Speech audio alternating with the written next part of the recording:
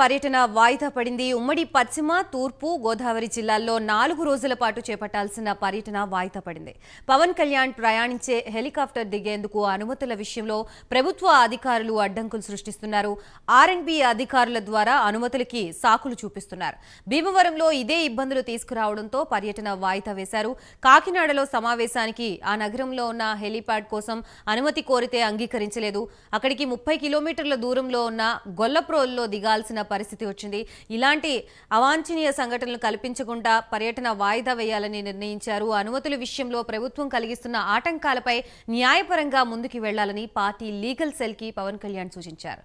ఉమ్మడి తూర్పు, పశ్చిమ గోదావరి జిల్లాల్లో పర్యటనల తేదీల్ని త్వరలో తెలుపుతామని ఆయన అన్నారు.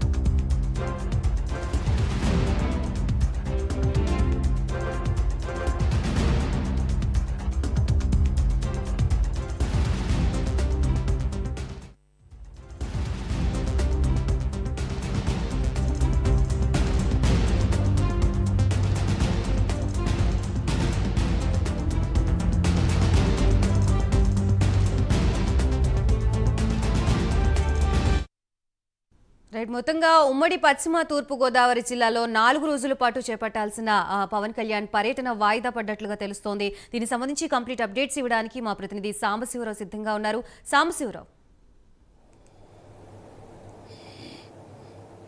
గాయత్రి, జనసేన అధినేత పవన్ కళ్యాణ్ చేపట్టినటువంటి యాత్ర ఏదైతే ఉందో, అంటే ఈ రోజు నుంచి కూడా 17వ తారీఖు వరకు కూడా ఆయన భీమవరం, అమలాపురం, కాకినాడ, రాజమండ్రి ఈ 4 ప్రాంతాల్లో కూడా ఆయన ఏదైతే జనసేన కేడర్తో పాటు టీడీపీ కేడర్ను కూడా సమాయత్తం చేసేందుకు, ఎలక్షన్కి సంబంధించి ఏ విధంగా ముందుకెళ్లాలనే అంశాలపైన ప్రతి ఒక్కరితో చర్చించేందుకు ఆయన సమావేశాలు నిర్వహించడానికైతే ఆయన సంసిద్ధంగా ఉన్నటువంటి పరిస్థితి. ఆయన ఏదైతే రూట్ మ్యాప్కి సంబంధించి కూడా హెలికాప్టర్ ద్వారా డైలీ ఈ యొక్క ఏదైతే ఆయన భీమవరం కానివ్వండి, అటు ఈ 4 ప్రాంతాలకు కూడా వెళ్ళి సాయంత్రానికి మళ్ళీ మంగళగిరి పార్టీ కేంద్ర కార్యాలయానికి వచ్చే విధంగా ఆయన రూట్ మ్యాప్ సిద్ధం చేసుకున్నటువంటి పరిస్థితి.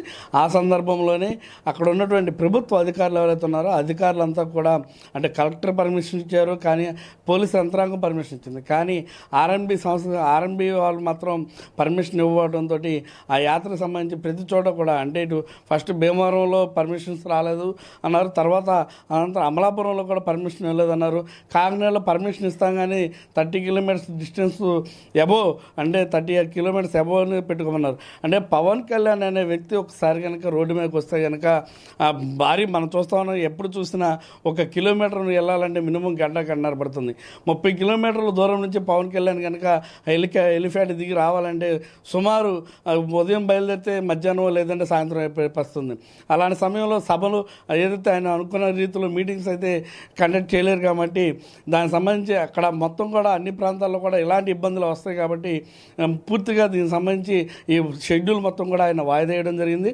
ఈ వాయిదా వేసిన ఏదైతే ఈ షెడ్యూల్లో ఉన్నటువంటి, అంటే ఉభయ గోదావరి జిల్లాలో ఉన్నటువంటి పర్యటించాలనుకున్నటువంటి ప్రాంతాల్లో ఏదైతే సమావేశాలు నిర్వహించాలో ఆ సమావేశాలన్నింటినీ కూడా ఇక్కడ ఏదైతే మంగళగిరిలో ఉన్నటువంటి కేంద్ర కార్యాలయంలో నిర్వహించాలని డిసైడ్ అయ్యారు. దీనిపైన ఏదైతే ఇప్పటి వరకు కూడా, అంటే గతంలో అదే ప్రాంతం నుంచి కూడా హెలికాప్టర్ దిగడంతో అనేక మంది పెద్దలు ఆ యొక్క కొన్ని సభలు సమావేశాలకు కూడా వెళ్ళడం జరిగింది. కానీ వారికి ఇచ్చినటువంటి పర్మిషన్ ఎందుకు పవన్ కళ్యాణ్కి ఇవ్వట్లేదనే అంశం పైన పవన్ కళ్యాణ్ కూడా సుదీర్ఘంగా లీగల్ సెల్ వారితో మాట్లాడి దీనిపైన లీగల్గా ఫైట్ చేయాలా, మనం ఇలా వదిలేస్తే కుదరదు, రానున్న రోజుల్లో ఏదైతే 175 నియోజకవర్గాల్లో కూడా పర్యటన చేయాల్సినటువంటి పరిస్థితి ఉంది కాబట్టి అప్పుడు కూడా ఎలాంటి ఏదైతే మనకి పర్మిషన్స్ రాకుండా ఉంటాయి కాబట్టి దీనికి సంబంధించి మొత్తం అంతా కూడా లీగల్ సెల్ ఎవరైతే ఉన్నారో వాళ్ళందరూ కూడా లీగల్గా ఫైట్ చేసి పర్మిషన్స్ తీసుకొద్దామని చెప్పేసి ఆయన ఉద్దేశం. అప్పటి వరకు కూడా ఖాళీగా ఉండే ప్రసక్తే లేదు.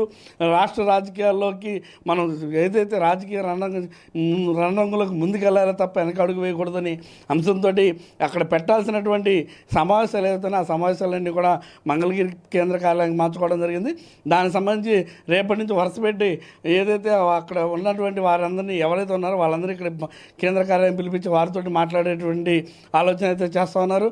మొత్తం మీద జనసేన అధ్యక్షుడు పవన్ కళ్యాణ్ టూర్ అయితే క్యాన్సిల్ కావడంతో అటు ఒక పక్క జన సైనికులైతే ఆందోళన చెందుతున్నప్పటికీ కూడా ఎక్కడా కూడా మేము టూర్ వాయిదా పడింది కానీ నేను అనుకున్న అంశాలు మాత్రం ప్రజలకు తీసుకెళ్లే చర్య మాత్రం ఆగదంటూ కూడా జనసేన అధ్యక్షుడు పవన్ కళ్యాణ్ తీసుకున్న నిర్ణయాన్ని మాత్రం అటు జన సైనికులు స్వాగతిస్తూ ఉన్నారు.